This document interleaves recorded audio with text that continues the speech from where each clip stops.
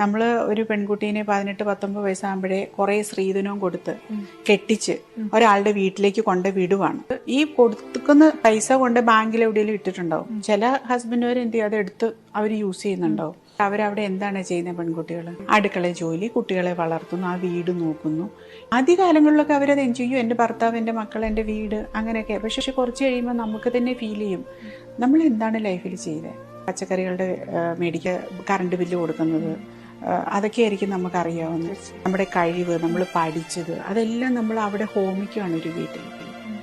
നമ്മൾ ചെയ്യണം, നമ്മൾ കുടുംബത്തിന് വേണ്ടി എല്ലാം ചെയ്യാം. പക്ഷേ ഒരു സൈഡിൽ കൂടെ നമ്മൾ നമ്മുടെ കരിയർ, നമ്മുടെ സ്വന്തമായിട്ട് ഏൺ ചെയ്യാനുള്ള ആ ഒരു എബിലിറ്റി ഉള്ളവർ അതൊക്കെ ചെയ്ത് നമ്മൾ സ്വന്തം കാലിൽ നിൽക്കണം. നമ്മുടേതായ ഒരു മേഖല, മറ്റുള്ളവരുടെ മുന്നിൽ തലയുയർത്തി നിൽക്കാനുള്ള ഒരു അവസരം ഒരിക്കലും വിട്ടുകളയരുത്.